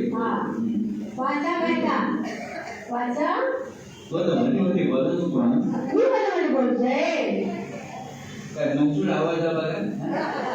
माय मालवणीची लता मंगेशकर भेटली. काय मेला लाजत बघा, काय लाजत. अगो जेव्हा लाजायचा होता त्या वयात कधी लाजलंच नाही गो. तेव्हा जर लाजलं असतं आपल्या शिरीका 3-4 भावंडा नसती झाली. देवाचं वाचताय का वाचा? वाचतंय की माझी बाय वाचतंय. पार्थ म्हणे केशवा देवाधिदेवा आता झडकरी रथ पेलावा उचलोनी मध्ये स्थिर करावा दोन्ही दळा. कमिशनर याचा अर्थ तुमका समजावून सांगा. कशात एकचो अर्थ मला ठाऊक नाही असं वाटलं काय तुमचं? कमिशनर याचा अर्थ तुमका ठाऊक कसा? मगे सांगा बरा. सांगताय काय सांग? काय सांगताय हा. कृष्ण अर्जुनात म्हणता ऐकतास ना? ऐकतोय की बा. कृष्ण अर्जुनात म्हणता हे अर्जुना झडले तुझे हात ते ह्यो रथ चल आणि दोन्ही हाताने दळून आण. दळा म्हणजे दळून आण. दळा म्हणजे दळून आण. समजला? कमिशनर तुमची हुशारी बघून ज्ञानेश्वर माऊलीचो रेडो सुद्धा तुमच्या पायावर मेला जोडता अर्थ सांगता बाय माझी ती जाते काम पडली तुम्ही बसा चाय गोसर. माझ्या आयुष्यात पहिल्यांदाच बघा आवडला. असं तर मंडळी आता आज काय पोथीची 4 पानं वाचून होती अशी वाटत नाही. तर उरलेली उद्या वाचूया.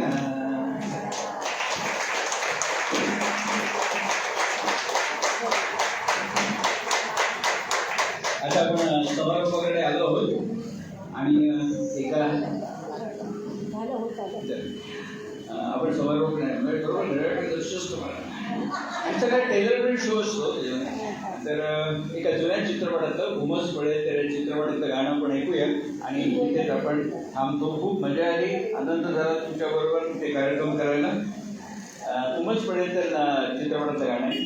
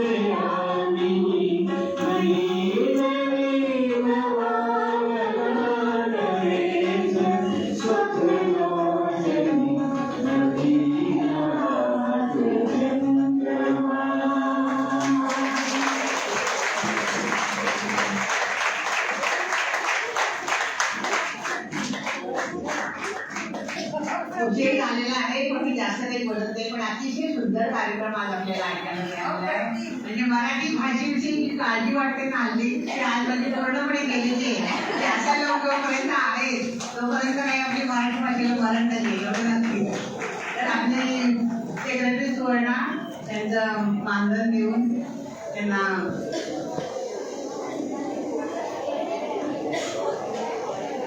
पुढच्याला एकाच झालं फक्त जरा असं येणार नाही आम्हालाच ठेवायचं आहे खूप छान झाला कार्यक्रम खूपच छान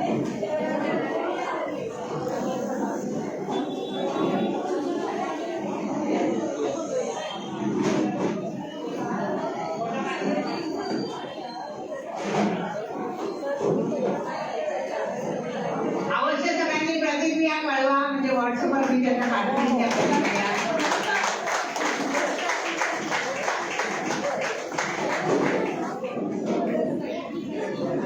कार्यक्रम आपला खूप छान झालाय आणि पुढच्या गुरुवारी आपला संक्रांतीचा पालखी आहे तेव्हा सर्वांनी छान काळ्या काळ्या नेसूया.